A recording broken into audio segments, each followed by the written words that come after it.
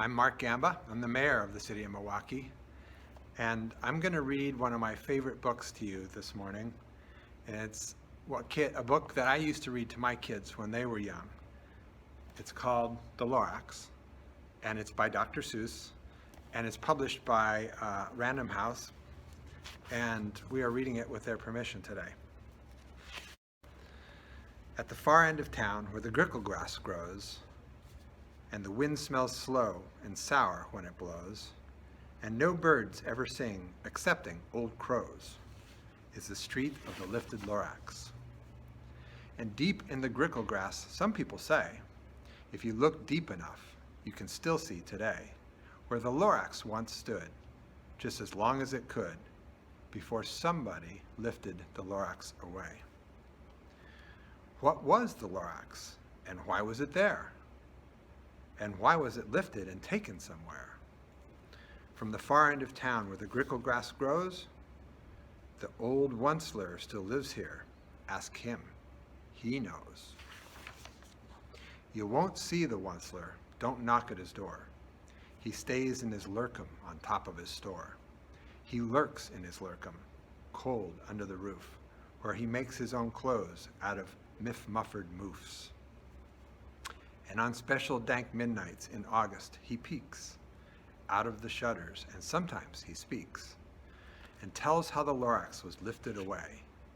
He'll tell you, perhaps, if you're willing to pay.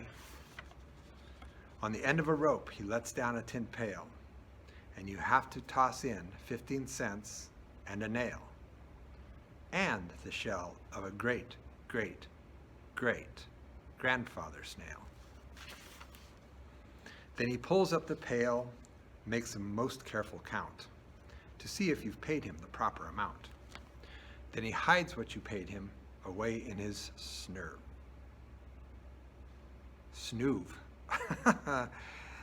his secret strange hole in his grooveless glove.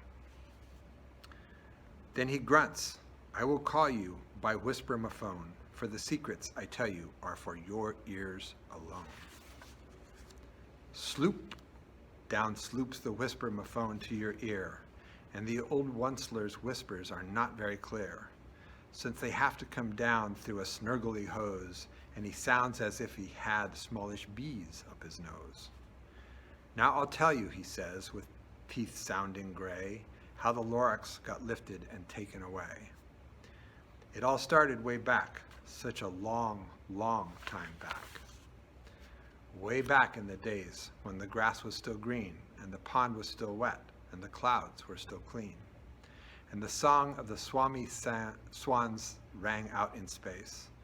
One morning I came to this glorious place, and I saw the trees, the truffula trees, the bright-colored tufts of the truffula trees, mile after mile in the fresh morning breeze. And under the trees I saw brown barbaloots frisking about in their barbaloot suits as they played in the shade and ate truffula fruits. From the rippleless pond came the comfortable sound of the humming fish humming while splashing around. But those trees, those truffula trees. All my life I'd been searching for trees such as these.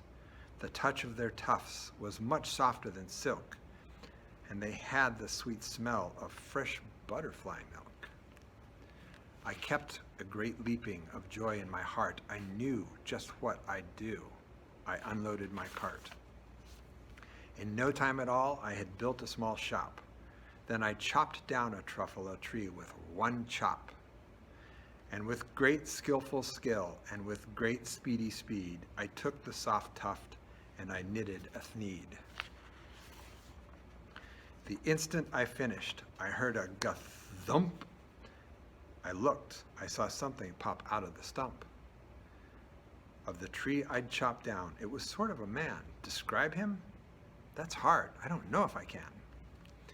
He was shortish and oldish and brownish and mossy, and he spoke with a voice that was sharpish and bossy. Mister, he said in a sawdusty sneeze, I'm the Lorax. I speak for the trees. I speak for the trees that have no tongues, And I'm asking you, sir, at the top of my lungs. He was very upset. He shouted and puffed. What's that thing you've made out of my truffle tuft? Look, Lorax, I said, there's no cause for alarm. I chopped just one tree. I'm doing no harm. I'm being quite useful. This thing is a thneed. A thneed is a fine something that all people need. It's a shirt, it's a sock, it's a glove, it's a hat. But it has other uses, yes, far beyond that. You can use it for carpets, for pillows, for sheets, or curtains, or covers for bicycle seats. The Lorax said, Sir, you are crazy with greed. There is no one on earth who would buy that fool thneed. But the very next minute, I proved he was wrong, for just at that minute, a chap came along, and he thought that the thneed I had knitted was great. He happily bought it for $3.98. I laughed at the Lorax. You poor stupid guy, you can never tell what some people will buy. I repeat, cried the Lorax, I speak for the trees. I'm busy, I told him. Shut up, if you please. I rushed across the room and in no time at all built a radio phone. I put in a quick call. I called on my brothers and uncles and aunts, and I said, listen here, here's a wonderful chance for the whole Onceler family to get mighty rich. Get over here fast, take the road to North Nitch, turn left at Weehawken, sharp right at South Stitch. And in no time at all, in the factory I built, the whole Onceler family was working full tilt. We were all knitting thneeds as busy as bees to the sound of the chopping of the truffle trees. Then, oh, baby, oh, how my business did grow. Now chopping one tree at a time was too slow. So I quickly invented my super axe hacker, which whacked off 4 truffle trees at one smacker. We were making thneeds 4 times as fast as before, and that Lorax, he didn't show up anymore. But the next week he knocked on my new office door. He snapped, I'm the Lorax who speaks for the trees, which you seem to be chopping as fast as you please. But I'm also in charge of the brown barbaloots who played in the shade in their barbaloot suits and happily lived eating truffle fruits. Now, thanks to your hacking my trees to the ground, there's not enough truffle fruit to go round. And my poor barbaloots are all getting the crummies because they have gas and no food in their tummies. They loved living here, but I can't let them stay. They'll have to find food, and I hope that they may. Good luck, boys, he cried and sent them away. I, the Onceler, felt sad as I watched them all go, but business is business, and business must grow, regardless of crummies and tummies, you know. I meant no harm, I most truly did not, but I had to grow, so bigger I got. I biggered my factory, I biggered my roads, I biggered my wagons, I biggered the loads of thneeds I shipped out. I was shipping them forth to the south, to the east, to the west, to the north. I went right on biggering, selling more thneeds, and I biggered my money, which everyone needs. Then again, he came back. I was fixing some pipes when that old nuisance Lorax came back with more gripes. I'm the Lorax, he coughed and he whiffed. He sneezed and he snuffled, he snargled, he sniffed. Onceler, he cried with a cruffless croak, Onceler, you're making such smogulous smoke. My poor swami swans, why they can't sing a note. No one can sing who has smog in his throat. And so, said the Lorax, please pardon my cough. They cannot live here, so I'm sending them off. Where will they go? I don't hopefully know. They may have to fly for a month or a year to escape the smog you've smogged up around here. What's more, snapped the Lorax, his dander was up. Let me say a few words about the gluppity-glup. Your machines chug on day and night without stop, making gluppity-glup also schloppity-schlop. And what do you do with this leftover goo? I'll show you, you dirty old Onceler man, you. You're glumping the pond where the humming fish hummed. No more can they hum, for their gills are all gummed. So I'm sending them off on their future is dreary. They'll walk on their fins and get woefully weary. in search of some water that isn't so smeary. And then I got mad. I got terribly mad. I yelled at the Lorax, "Now listen here, Dad. All you do is yap yap and say bad, bad, bad, bad. Well, I have my right, sir, and I'm telling you, I intend to go on doing just what I do. And for your information, you Lorax, I'm figuring on biggering and biggering and biggering and biggering, turning more truffula trees into thneeds, which everyone needs." And at that very moment, we heard a loud whack. From outside in the fields came a sickening smack of an axe on a tree. Then we heard the tree fall, the very last truffula tree of them all. No more trees, no more thneeds, no more work to be done.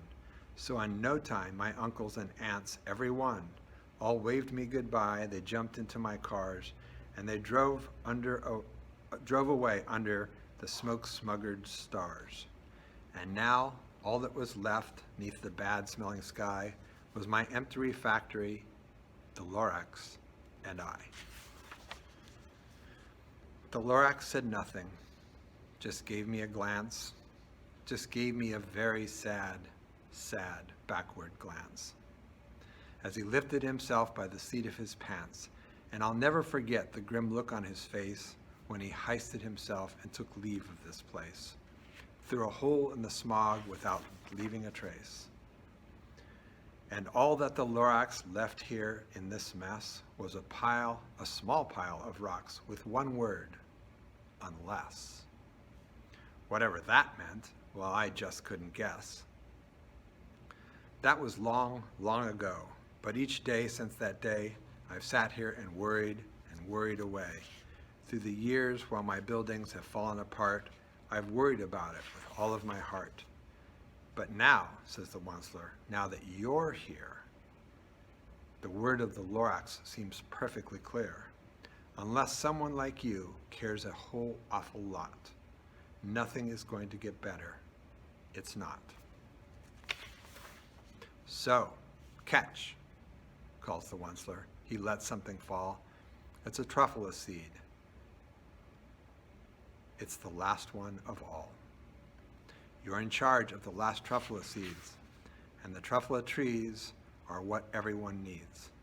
Plant a new truffula, treat it with care, give it clean water, and feed it fresh air. Grow a forest, protect it from axes that hack, then the Lorax and all of his friends may come back. So Dr. Seuss wrote this brilliant book a long time ago, and it's more important today than ever before. There's so many things in our world that we need to protect, and that's the work that the city is doing, to protect our trees, to grow more trees all over the city so that we have clean air and clean water for you when you grow up. So we want you to help. We want you to plant trees and help grow trees and protect trees. Thank you.